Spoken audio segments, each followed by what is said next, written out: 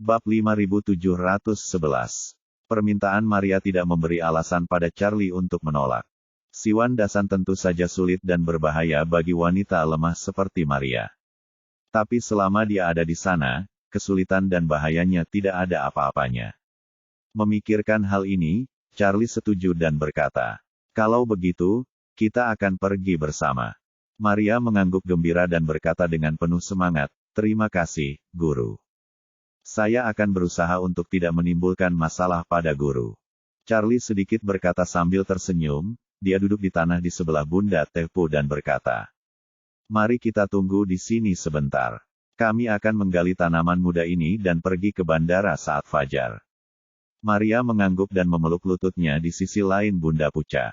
Dia duduk miring, memandangi permukaan air Tianqi yang berkilau dan sangat tenang.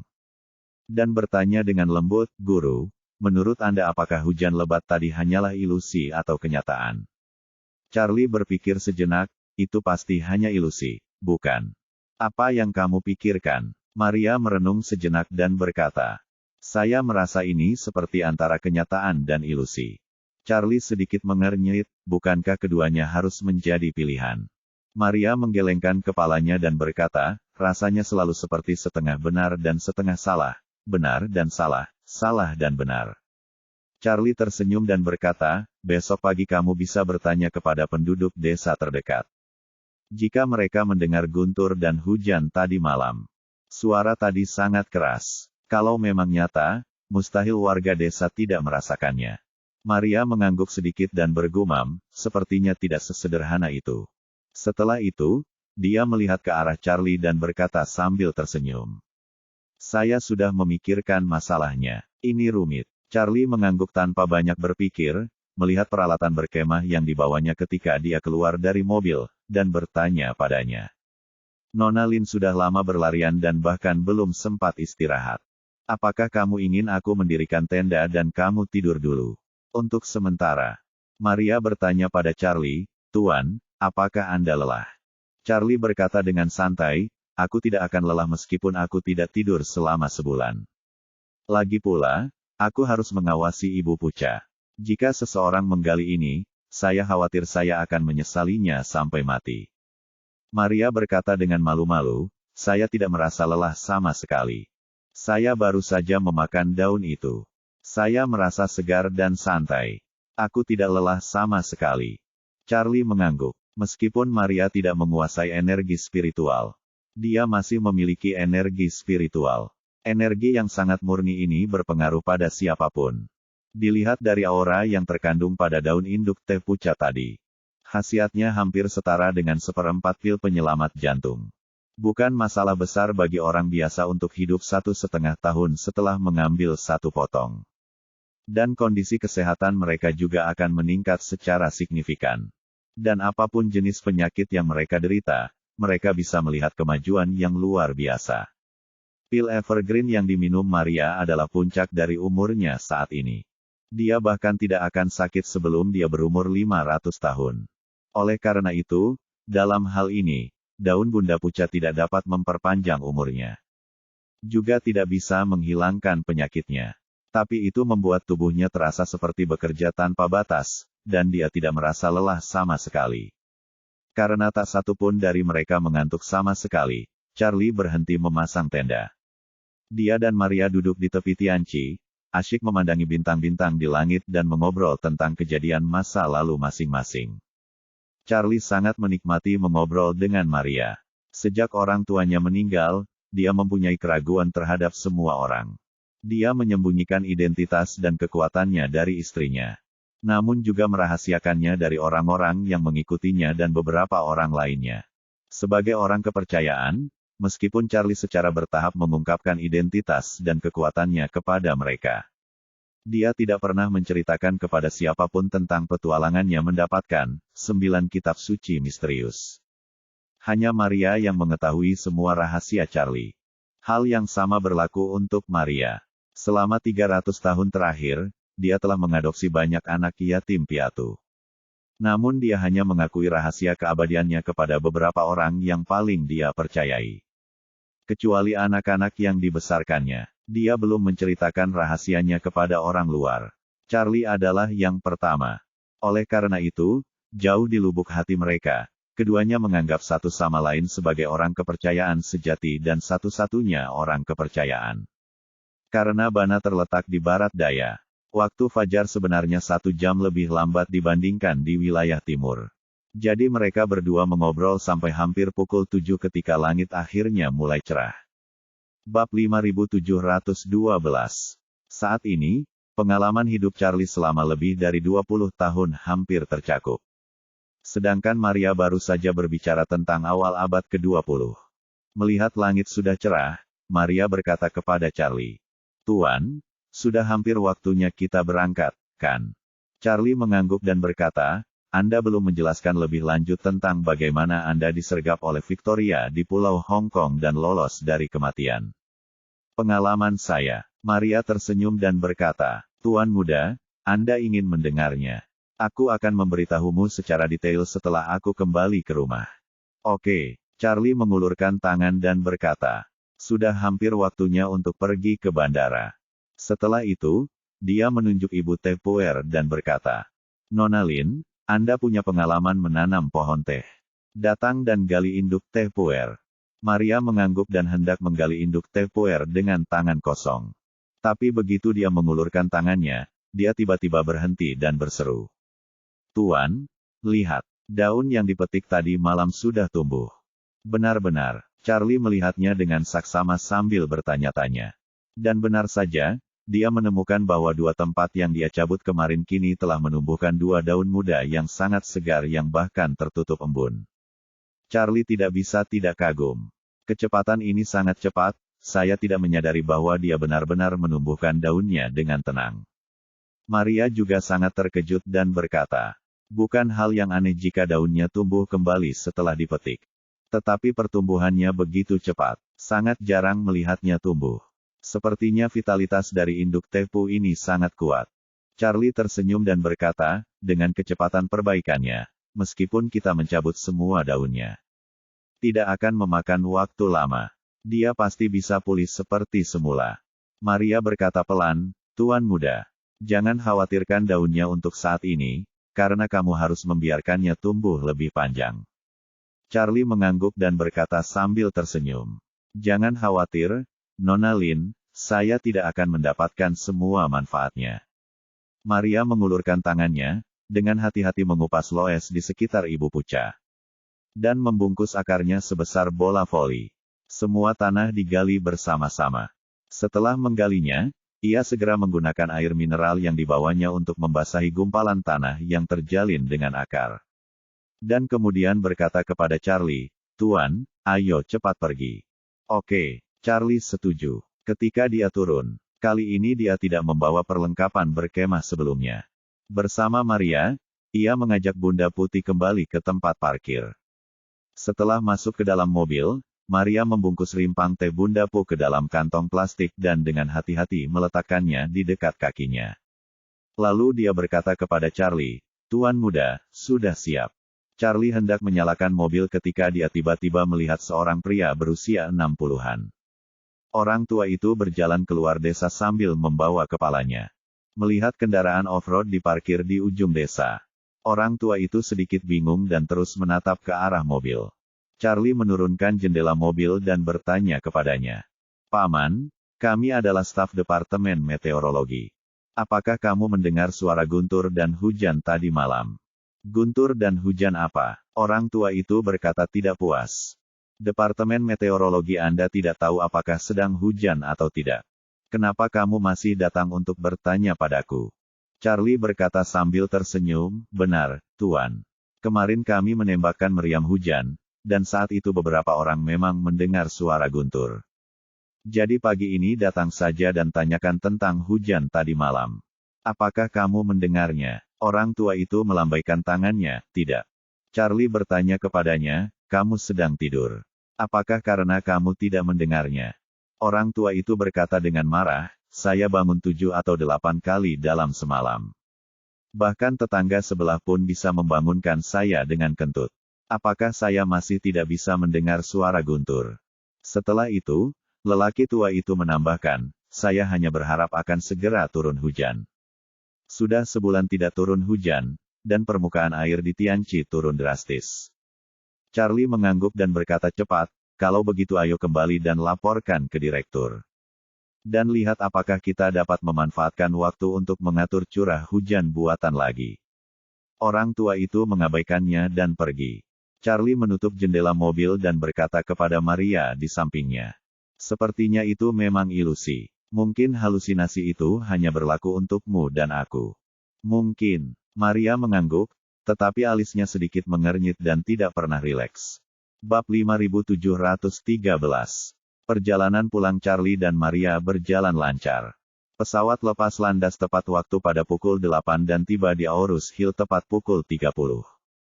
Siang harinya, keduanya bergegas kembali ke Villa Maria.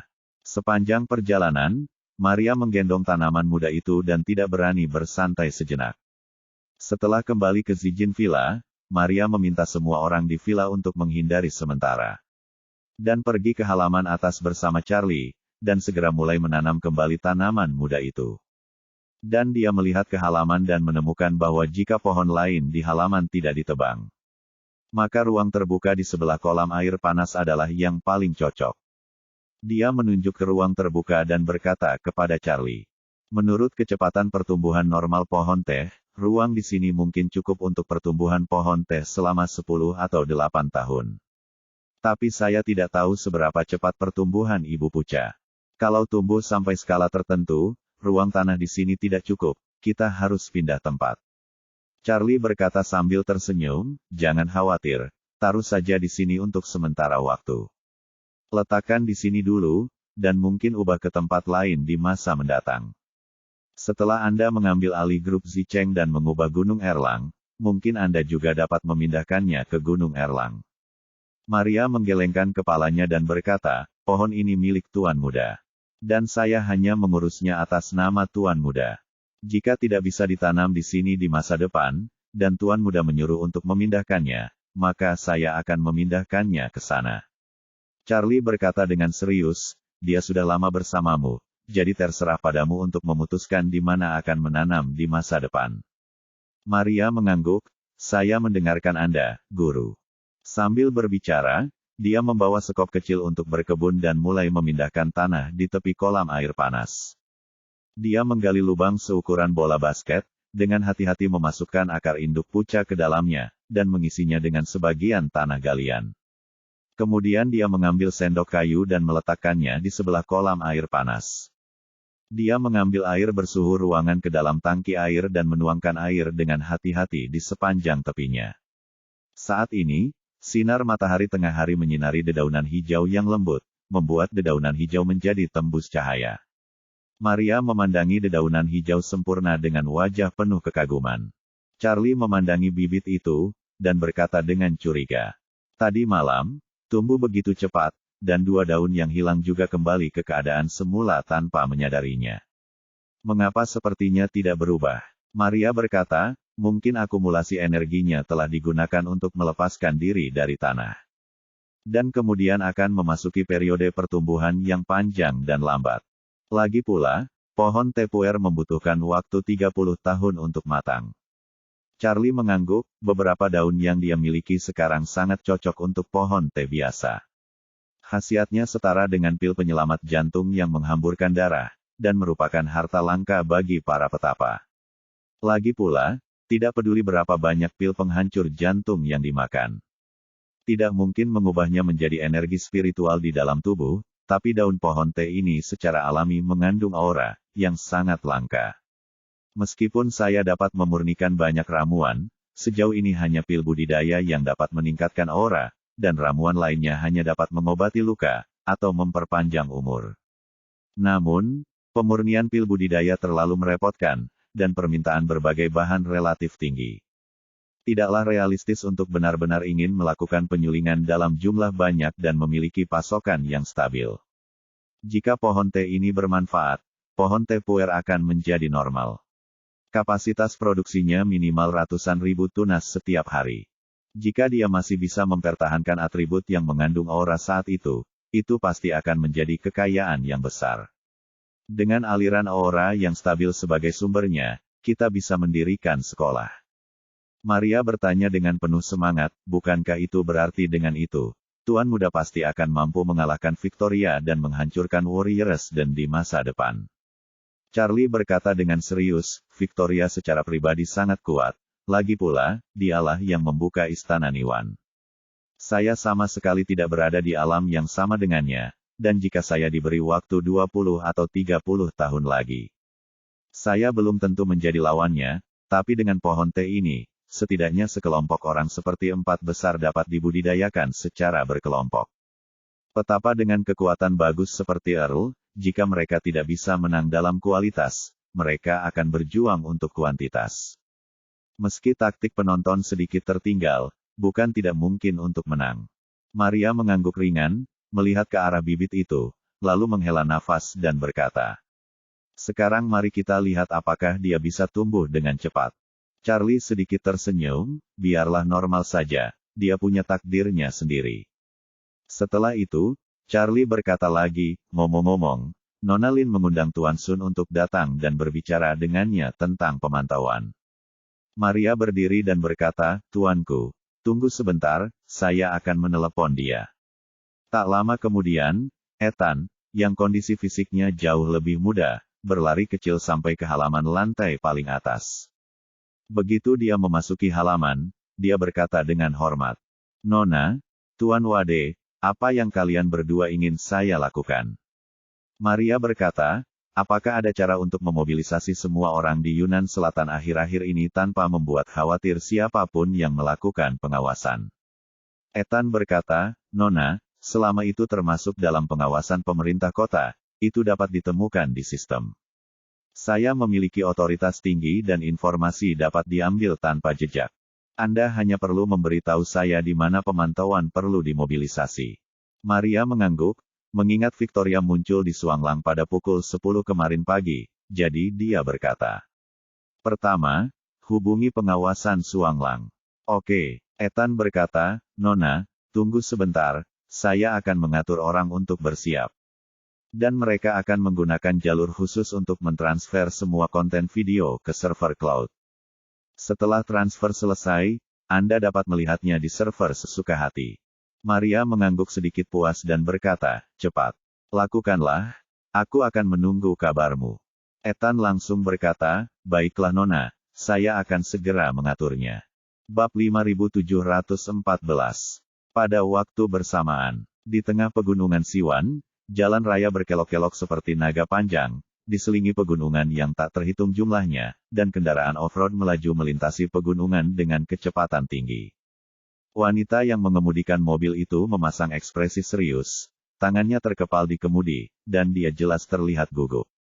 Tapi dia gugup bukan karena kurangnya pengalaman mengemudi, melainkan karena semakin berkembangnya rasa keakraban yang diberikan kepadanya oleh lingkungan sekitar. Wanita yang mengemudi adalah Victoria. Meskipun dia sudah bertahun-tahun tidak mengunjungi Siwandasan, dia masih mengenal tempat itu dengan baik. Saat itu, tempat ini adalah labirin besar yang diciptakan oleh keajaiban alam. Itu memblokir tentara King yang mengelilinginya dan Warren dan juga memberi mereka kesempatan langka. Namun kini, gunung yang dulunya sulit untuk dilalui ini telah sepenuhnya terhubung dengan jalan raya ini. Terowongan dan jembatan yang tak terhitung jumlahnya menghubungkan tempat ini dengan dunia luar. Namun, meskipun jalan tol dapat mengubah lalu lintas di Siwandasan, hal tersebut tidak dapat mengubah bentuk lahan khusus Siwandasan. Sejak zaman kuno, tempat ini dibatasi oleh pegunungan, luas dan jarang penduduknya, serta transportasi sangat merepotkan. Anda seringkali harus mendaki beberapa gunung untuk melihat satu manusia. Masyarakat di beberapa desa tidak pernah meninggalkan pegunungan tempat mereka tinggal. Dalam beberapa tahun terakhir, seiring dengan perkembangan ekonomi yang berkelanjutan dan kemajuan urbanisasi, banyak masyarakat pegunungan yang telah tinggal di pegunungan selama beberapa generasi secara bertahap pindah dari pegunungan. Populasi di pegunungan sekarang lebih kecil dibandingkan pada zaman Victoria dan Warren. Saat ini, mobil Victoria baru saja melewati area servis, namun ia tidak memilih berhenti. Sebaliknya, setelah berkendara lebih dari 10 km, dia menepi dan memarkir mobilnya di jalur darurat. Setelah memarkir mobil, dia perlahan keluar dari mobil, berdiri di pinggir jalan memandang ke kejauhan sejenak, dan bergumam, "Ini dia, Tuan, Victoria kembali untuk menemui Anda." Saat ini, hanya ada sedikit kendaraan di jalan raya. Sesekali ada mobil yang lewat, namun mereka tidak terlalu memperhatikan wanita yang memarkir mobilnya di jalur darurat. Meskipun jalur darurat secara teoritis tidak memungkinkan parkir, jalan raya di pegunungan kurang diawasi, volume lalu lintas tidak banyak dan pemandangannya indah. Oleh karena itu, pengemudi yang lelah berkendara seringkali memilih ruas jalan yang pemandangannya indah untuk berhenti. Kendaraan yang lewat dengan tergesa-gesa tidak dikejutkan oleh Victoria, namun Victoria direpotkan dengan jembatan setinggi 100 meter yang membentang di dua gunung dan menghubungkan dua terowongan. Dia tahu bahwa ini adalah titik terdekat di seluruh jalan raya ke tempat guru mundur. Namun karena hampir tidak ada penduduk yang tinggal di kawasan ini, tidak ada pintu keluar jalan raya sejauh puluhan kilometer sebelum dan sesudahnya. Dengan kata lain, jika ingin mencapai tujuan secepat mungkin, Anda hanya bisa melompat dari sini. Jika tidak, Anda hanya bisa turun di pintu keluar jalan raya yang jaraknya puluhan kilometer, dan kemudian menghabiskan setidaknya 1 atau 2 hari berjalan di jalan pegunungan. Bagi Victoria, melompat dari sini sangatlah mudah. Namun, jika mobil tetap berada di sini setelah dia pergi, pasti akan menimbulkan masalah yang tidak perlu. Setiap pengemudi yang antusias melihat mobil diparkir di tepi jembatan tanpa ada orang di dalam atau di luar mungkin akan mengira ada orang yang bunuh diri di sini. Begitu dia menelepon polisi, polisi akan segera ke tempat kejadian secepatnya. Mereka akan mencoba memastikan terlebih dahulu apakah ada jejak seseorang yang jatuh atau bahkan ada mayat di bawah jembatan. Dan jika dia melompat dari sini, mustahil untuk berpura-pura tidak ada jejak sama sekali. Jika polisi mengetahui bahwa seseorang memang telah melompat dari jembatan setinggi itu, dan orang tersebut tidak meninggal, namun dia juga menghilang tanpa jejak, mereka pasti akan berusaha mencari tahu kebenarannya. Dengan cara ini, mereka akan mengetahui penampakan pengemudi melalui berbagai foto mobil yang diambil di jalan raya, dan kemudian terus mengerjakan kembali petunjuknya. Victoria juga tahu betul bahwa sejak dia memasuki dunia, meskipun dia memiliki kemampuan yang hebat, dia tidak bisa lepas dari berbagai sistem pengawasan di masyarakat modern. Jadi idenya adalah untuk tidak meninggalkan data gambar. Ada lebih dari 1 miliar orang di Tiongkok, dan informasi gambarnya di sini seperti setetes air di lautan.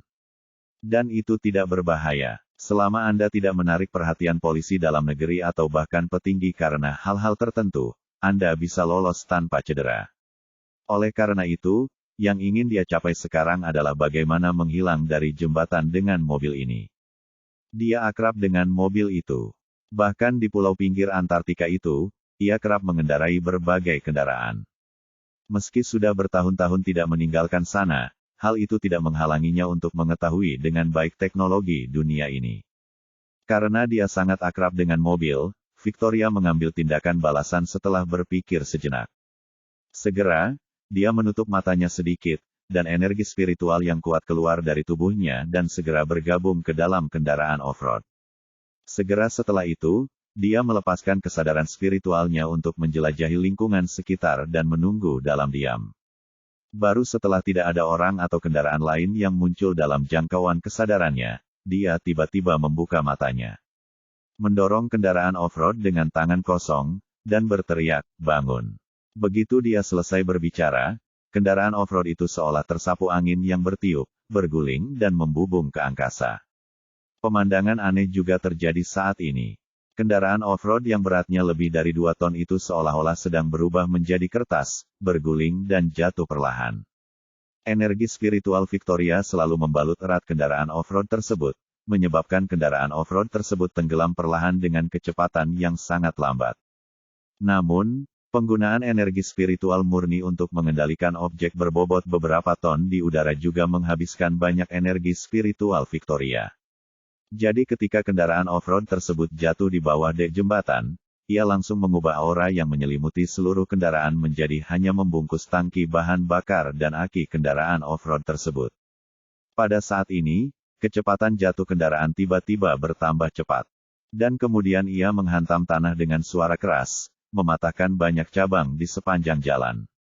Untungnya, tangki bahan bakar dan baterai dilindungi oleh energi spiritual. Jadi meski mobilnya cacat total dan kacanya pecah, namun tidak terbakar atau meledak. Oleh karena itu, setelah tabrakan, lembah dengan cepat menjadi tenang kembali. Kemudian, Victoria melompat dan perlahan mendarat di tanah. Banyak jenis pepohonan di lembah, dan kendaraan off-road langsung membuat celah di tengah hutan lebat. Dengan pemikiran di benak Victoria, energi spiritual melilit sejumlah besar cabang yang patah dan menutupi kendaraan off-road dengan rapat. Kemudian, dia merapikan pakaiannya dan berjalan menuju kedalaman gunung tanpa menoleh ke belakang. Pada waktu bersamaan, semua video pengawasan Xuanglang telah ditransfer ke server cloud khusus oleh bawahan Ethan. Setelah Ethan memberi Maria alamat dan kunci server cloud, Maria menonton video pengawasan bersama Charlie di kamar kerjanya. Meskipun tidak ada pengawasan di Gunung Guibei, Maria mencari pengawasan di celah gunung berdasarkan saat Victoria mendaki gunung dan segera menemukan sosok Victoria. Mulai dari penyelidikan pengawasan ini dan berlanjut ke kota kuno Xuanglang, semua rute Victoria berada dalam jangkauan pengawasan. Alhasil, keduanya dengan mudah menemukan kendaraan off-road yang dikendarai Victoria di tempat parkir. Di Tiongkok, orang bisa saja lolos dari pengawasan, namun pada dasarnya tidak mungkin bagi mobil. Selama itu jalan yang bisa dilalui mobil, saya tidak berani bilang akan diawasi seluruh prosesnya, tapi pasti akan ada pintu masuk dan keluar utama. Selain itu, pemantauan lalu lintas jalan raya memiliki fungsi pengenalan plat nomor, yang dapat mengidentifikasi nomor plat. Oleh karena itu, data video dan gambar dalam jumlah besar dapat diubah menjadi data dengan label yang jelas dan disimpan dalam sistem. Dengan lapisan transformasi ini, selama Anda memasukkan nomor plat, Anda dapat mengambil video, gambar, dan titik waktu terkait mobil yang muncul di bawah semua pengawasan jalan raya. Victoria tidak pernah berpikir bahwa seseorang akan memperkirakan dia akan pergi ke Yunnan Selatan, dan dia tidak pernah berpikir bahwa Maria akan berani bertindak di bawah hidungnya. Jadi dia tidak pernah menyangka seseorang akan menggigitnya saat ini, dan mulai mencari petunjuk di sepanjang ekornya sendiri. Hanya dalam beberapa menit, Charlie dan Maria memperoleh data rinci, termasuk waktu dan tempat di mana mobil Victoria baru-baru ini muncul di semua sistem pemantauan lalu lintas. Charlie mengabaikan semua informasi sebelumnya dan langsung melihat informasi terakhir.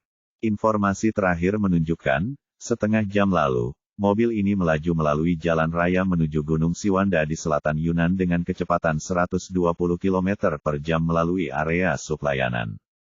Pengawasan yang menangkap informasi kendaraan merupakan pengawasan jalan utama di luar wilayah pelayanan. Pengawasan ini hanya antara pintu masuk dan keluar area pelayanan.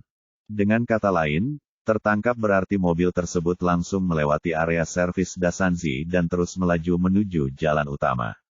Charlie melihat kembali informasi simpul pemantauan sebelumnya dan menemukan bahwa yang aneh adalah mobil itu melaju di jalan raya dengan kecepatan 120 km dan dipantau serta dicatat setiap 5 menit atau lebih.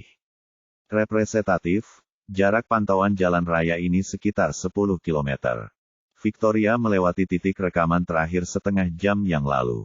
Berdasarkan kecepatannya saat itu, ia kini terus menempuh jarak 60 km.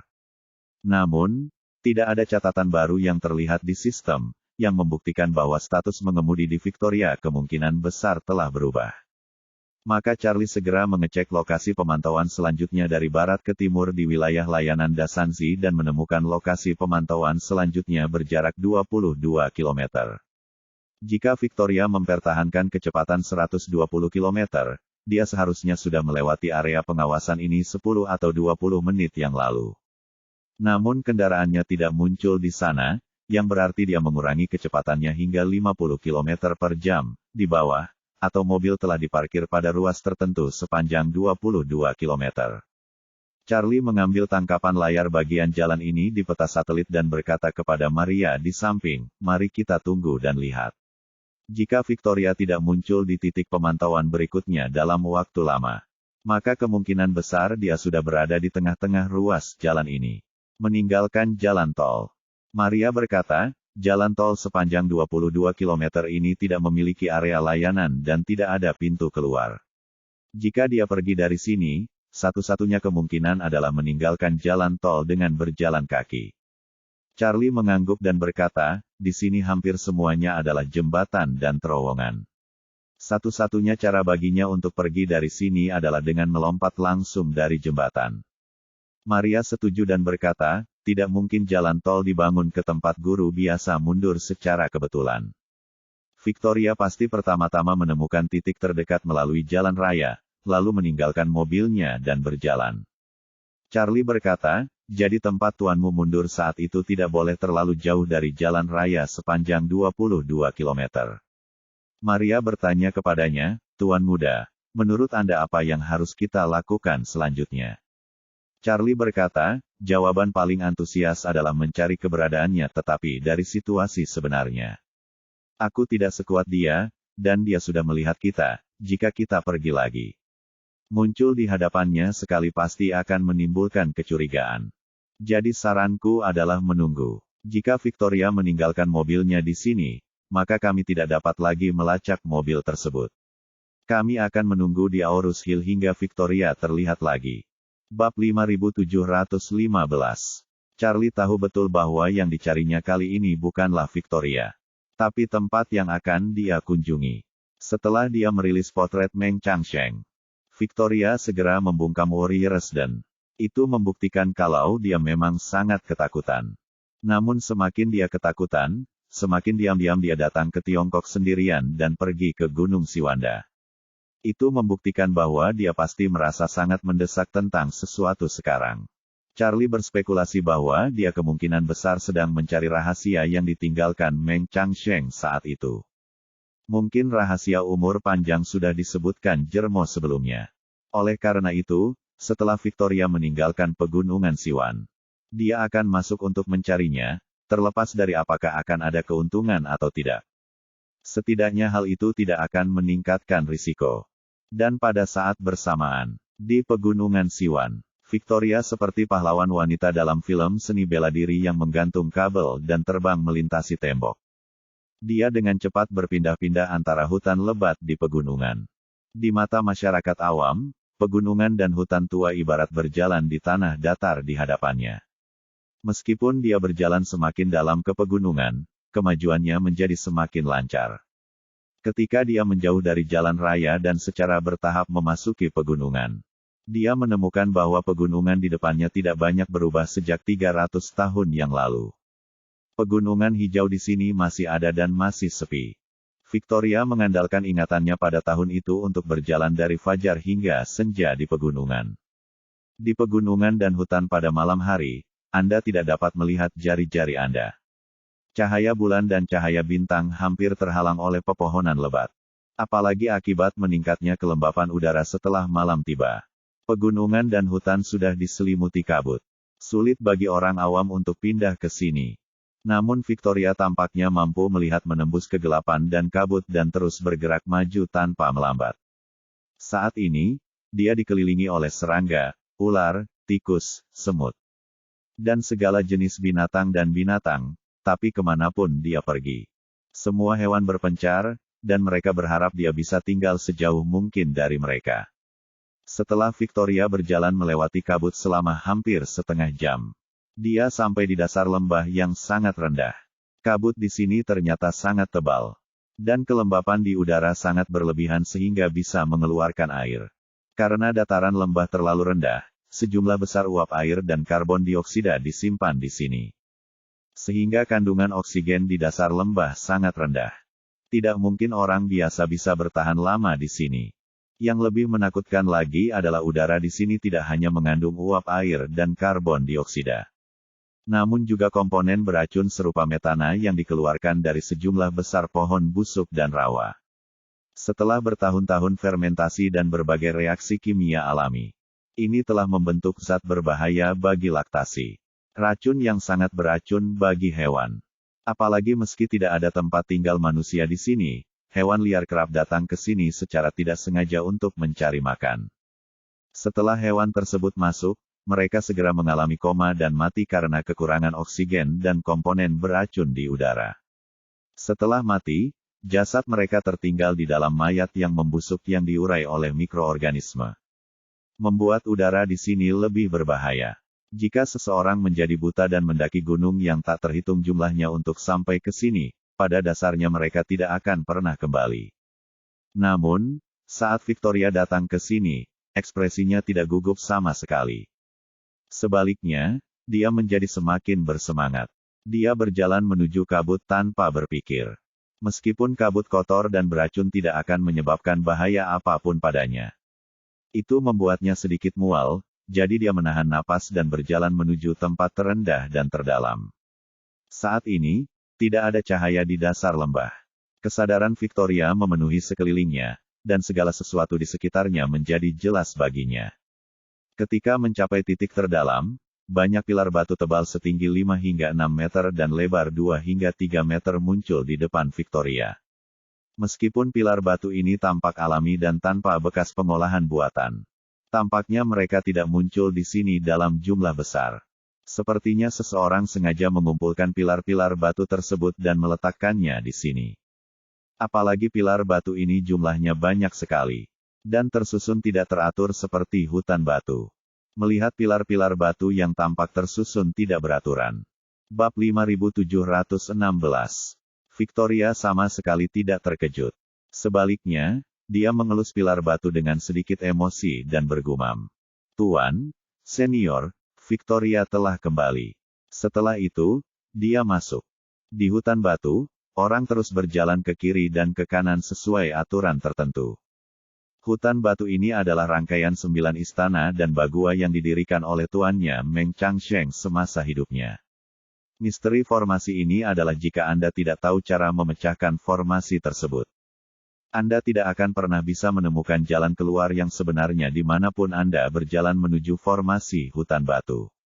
Satu-satunya cara bagi orang luar untuk memecahkan formasi ini adalah dengan menghancurkan semua pilar batu, tanpa meninggalkan siapapun. Namun formasi ini awalnya digunakan oleh Meng Changsheng untuk melindungi gua. Menurut rencananya, begitu seseorang menerobos masuk, dia akan segera mengetahuinya sebelum pihak lain menghancurkan semua batunya. Jika pihak lain tidak sekuat dia, maka dia bisa membunuh lawan secara diam-diam. Jika dia bertemu seseorang yang lebih kuat darinya, Meng Changsheng tidak takut. Karena hutan batu yang tersusun dari pilar-pilar batu ini berskala besar dan jumlahnya banyak. Dan setiap pilar batu sangat tebal dan berat. Butuh banyak waktu dan tenaga untuk menghancurkan semuanya. Jadi dia punya cukup waktu untuk melarikan diri. Dengan cara ini, saat lawan menghancurkan hutan batu, dia pasti sudah kabur. Saat itu, Meng Changsheng mengandalkan formasi ini untuk bersembunyi di gua tempat dia berlatih. Selama ratusan tahun, tidak ada yang bisa membobolnya. 2 orang yang pernah masuk hanyalah Victoria dan seniornya Warren. Victoria, yang kembali ke sini lagi, memilih rute yang familiar baginya. Dan kemudian dengan cepat berjalan ke kiri dan ke kanan di hutan batu. Setelah melakukan perjalanan beberapa kali, dia tiba-tiba mengelak. Dan pintu keluar bagua arai muncul di depannya, sebuah pintu batu melengkung buatan manusia. Di kedua sisi gerbang batu, sepasang bait diukir dengan kaligrafi kursif liar. Bait pertama adalah tentang berlatih pengasingan selama 800 tahun. Bait kedua adalah tentang memakai bintang dan memakai bulan selama hampir 1000 tahun. Kuplet atas dan bawah biasa saja, tetapi garis horizontalnya sangat berbeda. Pada bait orang lain, garis mendatar biasanya mempunyai 4 karakter. Namun garis horizontal bait ini memiliki 4 kata, dapatkah saya hidup selamanya? Victoria sangat akrab dengan bait ini. Dia melihat keempat kata di tengah dan bergumam. Tuan, apakah keabadian itu? 500 tahun atau 1000 tahun? Kamu telah hidup selama 1000 tahun dan mengganti namamu. Berkultivasi di sini selama 500 tahun, namun pada akhirnya tetap tidak bisa lepas dari kematian. Adakah cara di dunia ini yang bisa membuat manusia hidup sepanjang langit dan bumi? Pada titik ini, Victoria tersenyum sinis, menggelengkan kepalanya dan berkata, "Ya, aku terlalu banyak berpikir, bagaimana kamu tahu jawabannya? Jika kamu mengetahuinya, kamu tidak akan mati 300 tahun yang lalu." Kemudian, tanpa melihat ke arah kuplet, dia mengangkat tangannya dan mendorong pintu batu melengkung itu hingga terbuka. Pintu terbuka, dan di dalamnya ada ruangan batu berukuran sekitar 40 meter persegi. Victoria sangat akrab dengan tempat ini. Saat itu, dia dan seniornya Warren berlatih di sini sepanjang hari. Saat ini, masih ada kasur di ruangan batu tempat mereka berdua bermeditasi. Bahkan ada noda darah gelap yang sudah lama kering di tanah, yang tersisa saat dia menikam Warren dengan pedangnya. Victoria kesurupan dan sedikit terkejut. Dia mengulurkan tangannya untuk menyentuh darah yang telah mengering selama lebih dari 300 tahun dan bergumam. Senior, pedang yang kutusukkan ke jantungmu saat itu masih membuat hatiku sakit. Jika Anda setuju saat itu, bagaimana Anda dan saya bisa dipisahkan selama 300 tahun? Jika kamu dan aku bergabung saat itu, kita mungkin sudah mengusir King dari Bea Cukai sejak lama. Bukankah dunia ini milik kamu dan aku? Ini hanya salahku. Kamu tidak mengetahui keadaan saat ini, dan kamu tidak akan bisa menikmatinya. Saat dia mengatakan itu, dia tidak bisa menahan diri untuk tidak bergumam dengan suara rendah. Dibandingkan dengan 300 tahun yang lalu, semua yang ada di hadapanku sepertinya tidak berubah sama sekali. Kecuali darah seniorku sudah mengering. Bahwa tidak ada seorang pun yang pernah kembali ke sini dalam 300 tahun terakhir. Jadi dia berhenti sebentar dan mengerutkan kening, jadi, orang yang mengambil potret guru belum pernah ke sini. Pasangan Wade belum pernah ke sini, jadi siapa orang itu? Di mana Chang Ying dan istrinya menemukan rahasia keabadian? Bab 5717. Bingung, Victoria segera melangkah menuju ruang batu bagian dalam. Awalnya, kamar batu Meng Changsheng hanya memiliki bagian luar. Saat itu, Meng Changsheng telah memulai budidaya 500 tahun keduanya. Dia telah berpuasa dan bermeditasi sepanjang hari tanpa perlu tidur, makan, atau ke toilet. Setelah membawa Victoria dan Warren kembali ke gua, Meng Changsheng menggunakan pedangnya untuk membuka 2 kamar tidur untuk mereka berdua, serta dapur dan toilet. Agar tidak mengganggu latihannya, Meng Changsheng membuka ruang batu untuk dirinya gunakan untuk latihan dan meditasi. Hasilnya, ada 5 ruangan batu lagi di sini. Victoria melihat keempat kamar batu pertama. Ketika dia sampai di kamar batu kelima, tidak ada tanda-tanda kamar batu kelima. Pintu masuk asli ke ruang batu kelima kini telah berubah menjadi dinding batu halus dan tanpa jejak. Dia menyentuh dinding batu yang halus dan berkata, "Tuan, ketika waktumu sudah dekat. Anda menelepon senior dan saya ke sini untuk mengurus pengaturan pemakaman." Saya mengucapkan beberapa patah kata dari lubuk hati saya dengan tergesa-gesa, dan Anda mengirim saya keluar bersama senior. Dan sejak itu, kamar batumu telah menghilang. Pada saat itu, kultivasi saya lemah, dan saya tidak tahu apakah ini tipuan buta atau kekuatan supernatural yang hebat. Saat dia mengatakan itu, Victoria mengeluarkan pita dari pinggangnya dan menjentikkan pergelangan tangannya. Pita itu langsung menjadi keras dan lurus, seperti pedang panjang yang terbuat dari sutra. Pita ini adalah senjata ajaib Victoria. Pada saat ini, bilah pedang panjang mengeluarkan teriakan pelan karena resonansi. Victoria mengarahkan pedangnya ke dinding batu, mengertakkan gigi, dan berkata dengan suara dingin. "Hari ini, aku akan menghancurkan guamu untuk melihat apakah kamu mempermainkanku."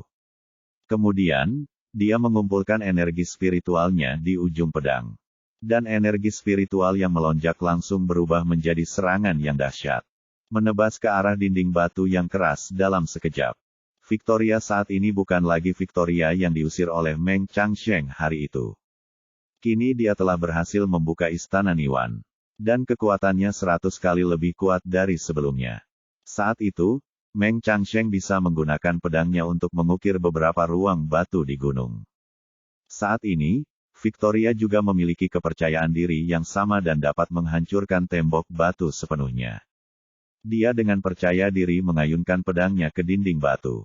Dia pikir dia bisa dengan mudah membelah dinding batu, tapi dia tidak menyangka saat ujung pedang menghantam dinding batu. Dinding batu itu sepertinya tiba-tiba terbungkus erat oleh kekuatan yang dahsyat. Sedemikian rupa sehingga begitu ujung pedangnya menyentuh dinding batu, pedang itu terpental kembali di tempatnya. Kekuatan pantulan yang sangat kuat itu beberapa kali lipat jumlah energi spiritual yang dikeluarkan Victoria saat menebas dinding batu. Itu membuat pedang Victoria terlempar sesaat, dan lengannya merasakan sakit yang luar biasa dan dia tidak mampu mengangkatnya. Pada saat ini, dia merasa ngeri. Dia tidak menyangka tembok batu ini, yang sepertinya tidak memiliki misteri, bisa sekuat itu. Dia tidak bisa menyembunyikan kengeriannya dan tidak bisa menahan diri untuk bertanya pada dirinya sendiri di dalam hatinya. Apakah ini formasi yang ditinggalkan oleh guru? Memikirkan hal ini, dia dengan cepat dan penuh hormat berkata dengan keras. Menguasai. Murid Victoria kembali mengunjungi guru. Setelah selesai, dia melihat sekeliling dengan waspada. Saya ingin melihat apakah ada perubahan. Namun yang mengecewakannya adalah segala sesuatu di sekitarnya masih sama, dan tidak ada hal aneh yang terlihat. Dia diam-diam berpikir dengan curiga, orang tua itu telah mencapai umur 1000 tahun. Jadi dia pasti sudah mati. Ada kemungkinan besar bahwa ini adalah formasi yang dia tinggalkan. Untuk mencegah orang lain menemukan kamar batunya dan mengetahui bahwa kematiannya sudah dekat. Bab 5718.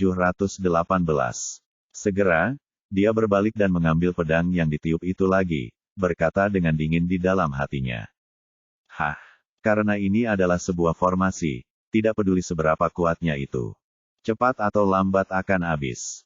Suatu hari nanti, aku akan menghancurkan tembok batumu ini berkeping-keping hari ini untuk mencari tahu apa yang terjadi. Setelah mengatakan itu, Victoria mengayunkan pedang panjangnya dengan tangan kirinya. Dan menebas dinding batu dengan seluruh kekuatannya. Kilatan petir terdengar, dan yang terdengar hanya ledakan. Sebelum Victoria sempat bereaksi, dia merasakan tangan kirinya mati rasa karena kekuatan yang sangat besar.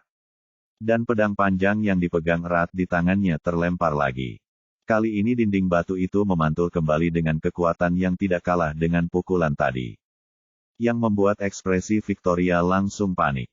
Dia dapat memahami bahwa suatu formasi sangat kuat. Tapi yang tidak bisa dia pahami adalah bahwa formasi ini jelas menghabiskan banyak tenaga pada rebound pertama. Lantas mengapa rebound kedua tidak mengurangi kekuatannya sama sekali? Dengan cara ini, dia tidak dapat menebak seberapa kuat energi spiritual yang terkandung dalam formasi ini. Victoria kaget dan marah, merasa seolah-olah telah ditipu dan dipermalukan oleh formasi yang ditinggalkan oleh Meng Changsheng. Dia mengertakkan gigi dan berteriak dengan tegas, apakah kamu membentuk formasi yang begitu kuat hanya untuk melindungiku? Saya muridmu, mengapa kamu tidak memberikan kepadaku apa yang telah kamu pelajari dan senjata ajaib? Kamu terus mengatakan bahwa kamu harus menunggu kategori kenaikan ke naga. Di mana ada penjelasan tentang kenaikan ke level naga? Selain itu, bagaimana jika ada kenaikan ke level naga? Kamu belum pernah bertemu dengannya. Mengapa kamu ingin menghabiskan seluruh hidupmu mengumpulkan harta untuknya? Apa yang terjadi padaku? Victoria meraung marah, terutama untuk melampiaskan kebenciannya. Tetapi saat dia selesai berbicara, suara seorang pria kuat tiba-tiba terdengar di dalam gua. Murid jahat, sudah kubilang padamu bahwa kamu tidak diperbolehkan masuk ke tempat ini lagi. Apa yang kamu lakukan di sini? Suara ini langsung membuat Victoria ketakutan. Karena dia sangat familiar dengan suara ini. Pemilik suara ini adalah gurunya Meng Changsheng. Saat ini, otaknya hampir mengalami korsleting. Dia sadar kembali setelah beberapa saat, berlutut di tanah dengan keras, dan berkata dengan panik. Guru, murid, saya tidak bermaksud untuk tidak patuh. Tetapi saya tidak kembali untuk memberi penghormatan kepada Anda selama bertahun-tahun.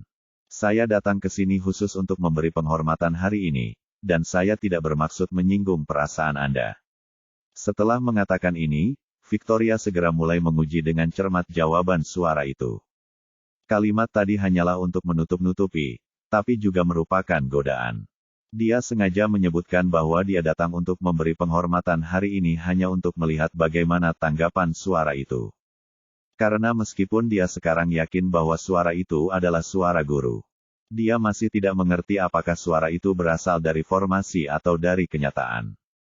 Jika berasal dari formasi, itu membuktikan bahwa sang master menebak bahwa dia akan kembali 1 hari sebelum tenggat waktu semakin dekat. Jadi dia secara khusus membuat teka-teki agar dia bisa mundur saat menghadapi kesulitan. Namun jika suara ini benar-benar terjadi, itu akan sangat buruk, karena itu berarti tuannya masih hidup. Jadi dia mengatakan ini secara khusus karena dia ingin mendengar bagaimana jawaban pihak lain. Jika pihak lain membicarakannya, itu membuktikan bahwa kemungkinan pertama lebih mungkin terjadi. Jika pihak lain secara langsung berkata, saya tidak membutuhkan rasa hormat dari bajingan seperti Anda. Ini akan membuktikan bahwa tuannya memang masih hidup. Oleh karena itu, meskipun Victoria sangat waspada, dia juga diam-diam dan cemas menunggu jawaban pihak lain. Saat ini, dia mendengar suara yang memarahi dengan suara dingin. Demi hubungan kita sebagai guru dan murid, aku tidak akan mempersulitmu hari ini. Tapi ingat saja, jangan pernah kembali ke Gunung Siwanda lagi dalam hidup ini. Bab 5719. Mendengar kata-kata ini, Victoria merasakan hawa dingin menjalar dari telapak kaki hingga kulit kepalanya. Sejak dia secara tidak sengaja diselamatkan oleh Meng Changsheng di Gunung Siwanda lebih dari 300 tahun yang lalu, dia tidak pernah merasa begitu takut dan kewalahan. Terakhir kali dia panik, dia melihat potret Meng Changsheng di internet. Tapi sekarang, dia tiba-tiba mengetahui bahwa tuannya, siapa yang telah mencapai akhir hidupnya dan menuju ke barat lebih dari 300 tahun yang lalu, mungkin masih hidup. Dampaknya terhadap dirinya benar-benar belum pernah terjadi sebelumnya. Victoria sama sekali tidak bisa menahan rasa takut di hatinya. Dan berkata dengan suara gemetar, Guru, murid tahu bahwa saya salah. Pada saat ini, teriakan marah terdengar di telinga Victoria. Dan sebuah suara yang sangat dingin memarahi, keluar dari sini. Omelan ini menghantam hati Victoria seperti guntur. Saat ini, dia tidak berani ragu atau menunda lagi. Dia segera berdiri, membungkuk ke dinding batu dengan gemetar, dan berkata, Tuan, saya akan menebus dosa-dosa saya. Murid ini akan keluar dari sini. Setelah itu, dia berbalik dengan tidak sabar, menyeret jiwanya bersama dengan tubuhnya. Kakinya terasa seperti dipenuhi timah, tapi tetap saja, dia terhuyung keluar gua. Setelah keluar gua, dia tidak berani berhenti. Dia berjalan cepat menuju bagian luar gunung. Detak jantungnya lebih cepat dan lebih berat dari sebelumnya. Setelah melarikan diri lebih dari 10 mil dalam satu tarikan napas, dia tidak bisa menahan diri untuk tidak bergumam, bagaimana ini mungkin, bagaimana ini mungkin. Bukankah makhluk tua itu mencapai akhir hidupnya lebih dari 300 tahun yang lalu? Kenapa dia masih hidup sampai sekarang? Saat dia mengatakan itu, dia tidak bisa tidak bertanya. Tidak, belum jelas apakah dia hidup atau mati. Mungkin dia benar-benar belum mati. Atau mungkin kesadarannya masih ada setelah dia meninggal. Atau mungkin dia sudah lama meninggal, dan yang tersisa hanyalah formasi untuk menggodaku. Victoria tidak dapat menemukan apapun dalam hatinya yang dapat membuatnya merasa lebih baik. Jawaban meyakinkan yang sulit dia dapatkan. Meskipun dia merasa ketiga skenario itu mungkin terjadi, dia masih belum berani mengambil resiko. Saat ini, dia hanya ingin melarikan diri dari tempat ini, melarikan diri dari Gunung Siwan, dan melarikan diri dari Tiongkok. Saat Victoria melarikan diri dengan tergesa-gesa di pegunungan, Charlie dan Maria terus-menerus mengganti gambar real-time dari semua kamera pengintai dalam jarak puluhan kilometer di sekitar tempat Victoria menghilang. Tempat ini terletak jauh di pegunungan. Hanya ada dua kota kecil di pinggir jalan raya sepanjang hampir 100 km. Dan jumlah kamera pengintai sangat menyedihkan. Namun, untuk meningkatkan efisiensi penyaringan, Maria menelepon Tuan Zhang, Ethan, dan Larry. 4 orang berusia 80 tahun, hampir berusia 100 tahun, masing-masing menggunakan komputer untuk membantu keduanya berbagi beban kerja. Terus-menerus mengganti layar pengawasan untuk mencari Victoria. Charlie awalnya mengira Victoria kemungkinan besar tidak akan muncul sepagi ini. Namun demi kehati-hatian, dia tetap memperhatikan layar karena takut melewatkan sesuatu. Untuk mencegah orang tua dan Maria menjadi terlalu lelah, Charlie juga menggunakan jantung penyelamat jantung yang meningkatkan penyebaran darah dan merendamnya dalam air yang menyegarkan. Hal ini juga bisa menambah 1 atau 2 tahun umur orang lanjut usia. Dari malam hingga subuh, tidak ada yang merasa lelah, bahkan tidak ada yang mengalami gejala mata kering. Saat ini, Maria tiba-tiba menunjuk ke layar komputernya dan berkata dengan keras. Ini Victoria, bab 5720. Charlie segera mendekat dan melihat gambar di kamera pengintai. Seorang wanita sedang berjalan dengan cepat dan tanpa ekspresi di jalan pedesaan di pagi hari. Berjalan ke arah kamera pengintai. Charlie bertanya dengan heran, di mana pengawasan ini? Maria berkata, bagian jalan raya tempat Victoria menghilang berjarak lebih dari 20 km dari pintu keluar. Dan ada sebuah kota bernama Erdaoshan. Charlie bertanya, dia menghilang di tengah jalan. Saya kira dia meninggalkan jalan raya entah bagaimana. Dan kenapa dia tiba-tiba muncul di sini lagi? Jika tujuannya ada di sini, mengapa tidak berkendara ke sana saja? Maria menggelengkan kepalanya, saya juga tidak tahu. Saat dia mengatakan ini, Victoria dalam gambar menghentikan sebuah van yang lewat. Setelah berbicara dengan pengemudi van beberapa patah kata, sopir itu melambaikan tangannya padanya, sepertinya menolak tawarannya. Ekspresi Victoria sedikit cemas. Dia segera mengeluarkan setumpuk uang kertas merah dan menyerahkannya kepada pihak lain. Setelah pihak lain menerima uang tersebut, Victoria segera masuk ke dalam van dan duduk di kursi belakang. Charlie semakin bingung, kemana tujuan Victoria? Maria berkata, Guru, saya tidak dapat memahaminya lagi. Charlie lalu berkata, awasi dia dulu dan lihat kemana arah mobil ini. Baik, di kota-kota pegunungan yang sangat terbelakang, pemantauan terutama dikonsentrasikan pada lalu lintas jalan. Jadi Maria bisa langsung melacak pergerakan van ini dengan terus berpindah-pindah pemantauan jalan. Segera, mobil itu meninggalkan kota dan menuju pintu masuk jalan raya.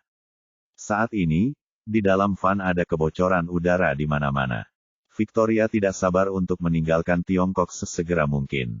Jadi dia mengirim pesan kepada krunya dan meminta mereka untuk secepatnya mengajukan rute terbang langsung dari Myanmar ke bandara terdekat. Victoria menyelundupkan dirinya ke dalam. Menurut rencana awalnya, setelah meninggalkan pegunungan Siwan, dia harus menyelundupkan ke luar negeri melalui rute yang sama. Dan kemudian terbang dari Myanmar untuk kembali ke markas Warrior Resident. Namun, perubahan mendadak membuatnya tidak mau tinggal di Tiongkok 1 menit lagi dan dia hanya ingin pergi dari sini secepat mungkin. 10 menit kemudian, van itu melaju keluar dari terowongan. Victoria menyadari bahwa ini adalah jembatan tempat dia meninggalkan van sebelumnya. Jadi dia sengaja bertanya kepada pengemudinya. Tuan, jika kendaraan tidak meninggalkan jalan raya dalam waktu lama, apa yang akan terjadi? Akankah seseorang mencarinya? Sopir itu berkata tanpa menoleh ke belakang, siapa yang punya waktu luang? Keluarkan saja kartu di pintu masuk dan kumpulkan uang di pintu keluar. Siapa yang khawatir tentang mobil mana yang keluar dari jalan tol? Victoria menambahkan, setiap mobil diberikan kartu penagihan di pintu masuk. Jika kartu ini tidak pernah dibayarkan di pintu keluar, bukankah operator jalan raya akan menyelidikinya? Periksa jauhnya. Pengemudi itu mengerutkan bibir dan berkata, ada begitu banyak mobil yang melaju di jalan raya setiap hari. Dan pihak administrasi jalan tidak bisa menangkap mereka. Bagaimana mereka bisa punya waktu untuk peduli siapa yang keluar dari jalan raya atau tidak? Ketika Victoria mendengar ini, dia merasa sangat lega. Kendaraan yang jatuh ke dalam jurang pasti tidak akan ditemukan untuk sementara waktu. Dan dia punya cukup waktu untuk tidak terekspos dan melarikan diri dari Tiongkok dengan cara yang mudah. Saat ini, Charlie dan Maria tidak menyangka bahwa van Victoria yang berhenti di jalan raya akan benar-benar melaju ke arah datangnya Victoria setelah sampai di jalan raya. Charlie mengerutkan kening dan bertanya, Victoria akan pergi. Maria mengangguk, sepertinya begitu, tapi sepertinya terlalu cepat. Dia pergi jauh-jauh ke Gunung Siwanda. Kenapa dia hanya tinggal? Charlie berkata, saya tidak dapat memahaminya, dan saya merasa dia sedikit malu ketika dia pergi dengan mobil ini. Maria berkata dengan ragu, dengan kekuatan Victoria, bahkan tuan muda pun harus menghindari sisi tajamnya. Apa yang bisa membuatnya malu? Charlie berkata, saya tidak tahu.